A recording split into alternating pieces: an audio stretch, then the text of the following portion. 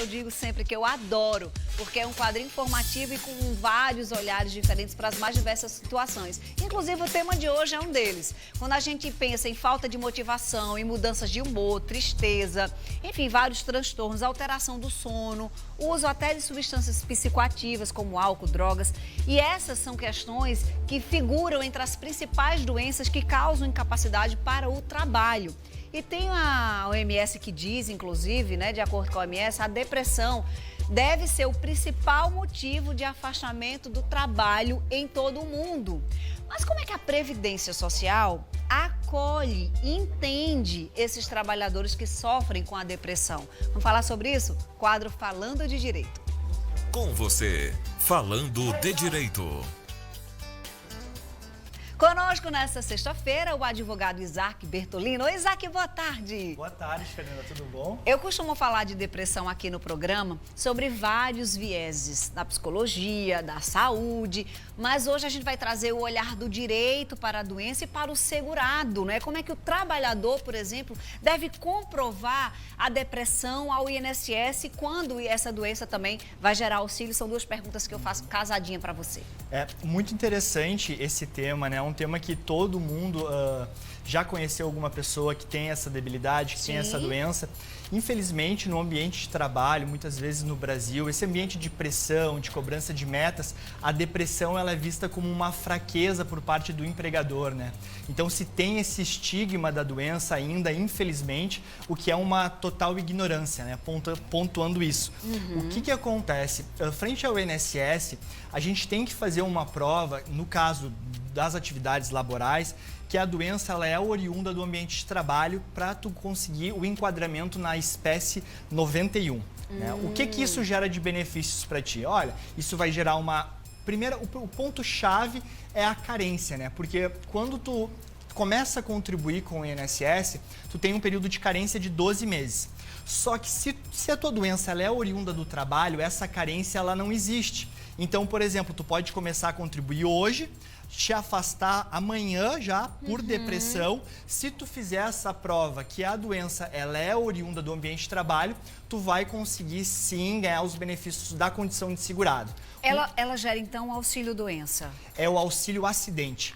Porque é justamente esse ponto. Tem o B31 e o B91. Um é o auxílio acidente, que o acidente é quando a pessoa ela se acidentou durante a atividade laboral. Sim. E o auxílio doença é aquele que não tem a ver com o ambiente laboral. Entendido, Isaac. No caso, geraria... É porque a gente associa a palavra acidente ao fato acidente, né? Uma queda, uma coisa no trabalho, um problema com a máquina, enfim. A gente nunca associa as doenças psicossomáticas, por exemplo. Com certeza. E olha, como tu falaste, é a maior causa de afastamento no mundo inteiro. Então, ela é uma doença que ela é intrínseca à atividade laboral. E a atividade financeira, geralmente dos bancos, financeiras, o funcionário ele acaba, assim, desenvolvendo várias síndromes correlatas à depressão. Então, é importante a gente fazer a prova para assegurar os direitos desse trabalhador frente à empresa. E como é que a gente faz para o que é necessário, né, para provar, para requerer esse benefício? Olha, como a questão da avaliação ela é um pouco subjetiva. Primeira coisa, se tu foi afastado a partir do 15º dia, tu foi encaminhado para o INSS, vai ser agendada uma perícia.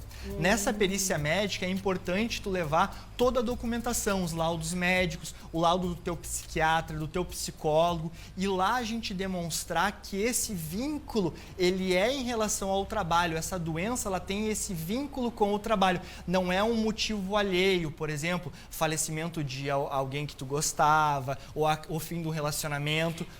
É que o gatilho para a depressão não foi um fato externo, alheio ao trabalho. Aí você está querendo dizer. É justamente isso. É uma prova relativamente difícil de se fazer, porque ela é psicológica, ela é um pouco subjetiva. Né? Exatamente.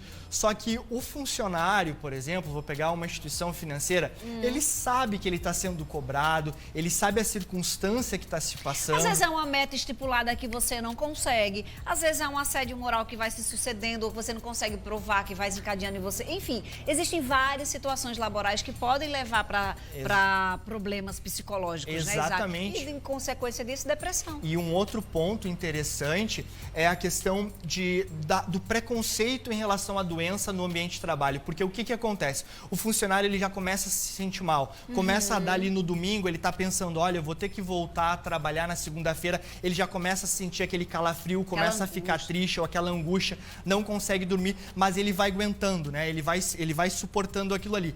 E vai acumulando e vai agravando a situação dele, porque ele tem medo de se afastar com medo de represália da própria instituição ou da própria empresa que ele trabalha. Então isso também é um cuidado que tem que ser tomado, né, para não se deixar agravar a situação pelo motivo externo, né? E como é que funciona o pagamento desse auxílio? O auxílio, olha, como funciona, né? A gente vai fazer um cômputo do teu salário médio. Sim. E tu vai começar a receber a média dos teus salários quando tu te afastar. Se demorar na perícia, por exemplo, olha, demorou 30 dias, tu vai receber esses 30 dias retroativos, né? Então, tudo depende. Olha, eu recebi lá um atestado de 60 dias. A minha perícia demorou 60 dias para sair, eu fiquei 2 meses sem receber nada, porque a empresa só vai pagar os primeiros 15 dias. Só que depois, se ficar constatado que efetivamente tu tem a debilidade, tu vai receber retroativamente esses valores com uma média dos teus salários. As instituições financeiras, por exemplo, os bancos, pela convenção coletiva de trabalho, eles trazem uma complementação para tu não ter decréscimo no teu salário. Então, as categorias, elas têm que se analisar categoria por categoria para ver as convenções coletivas. Por isso que não dá para ter um valor fixo para todo mundo, porque as convenções coletivas interferem na... Exatamente, até no valor que tu recebe, porque é uma contrapartida da empresa para complementar a tua renda frente ao INSS. Então, pelo que você está me falando aí, não tem carência para esse pagamento, é só... A carência, ela existe se não for constatado que é uma doença laboral. Entendi. Daí tem aqueles 12 meses de carência, porque durante 12 meses, tu perde aquela condição de segurado.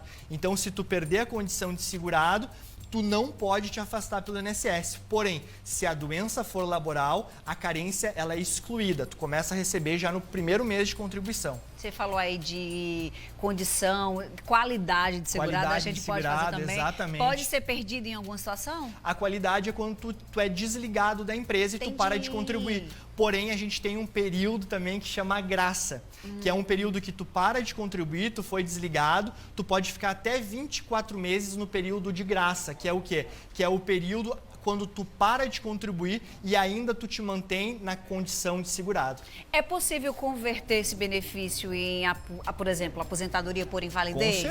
Com certeza. E é importante isso, por quê? Porque muitas vezes o INSS vai postergando o auxílio-doença ou o auxílio-acidente e ele não faz a conversão para aposentadoria por invalidez. E daí, judicialmente, a gente consegue essa conversão. Isso é muito interessante. E às vezes também o INSS ele não constata, ele não declara lá que foi um acidente de trabalho. E na justiça eu consigo sim fazer essa reversão para fazer a prova de que foi sim um acidente de trabalho. Entendi. O tema é complexo, né? Mas é muito interessante, porque quando eu digo assim, os meninos trazem temas aqui para Com Você, que muitas vezes a gente não tem, só mesmo quem está no escritório lidando com as causas consegue entender e trazer isso para a gente de uma maneira clara. Por exemplo, a reforma da Previdência mudou alguma coisa nesse sentido? Mudou só a questão do cálculo, porque como a gente conversou em alguns outros programas, antes da reforma eu pegava 80% dos maiores salários. Agora não, eu pego 100% dos meus salários. Então, talvez a minha média remuneratória ela caia, porque eu não faço a exclusão daqueles menores, 20% de menores salários. Pega tudo que aconteceu, Pega tudo, né? A tua média pode descer um pouquinho. Entendi. Se você aí de casa quer esclarecer, quer contar uma situação, quer ver como é que os meninos podem te dar uma ajuda, né? Um auxílio. Olha, falando de Direito BR, é o Instagram do quadro, mas o Isaac tem um Instagram dele, pessoal, que é Isaac Bertolini Auler, tá aqui na telinha para você agora. E também revezando nas sextas-feiras, nós temos o advogado Rafael Bernardes, também tem o adv.rafaelbernardes com H. Você segue os meninos e vai lá esclarecer as suas dúvidas. Eu digo que eu sou fã do quadro. Muito obrigada, Isaac, pela contribuição. Bom fim de semana. Para ti também, Fernanda. Em casa. Com certeza. Em casa. Beijo, querido. Já deixa o recadinho aqui.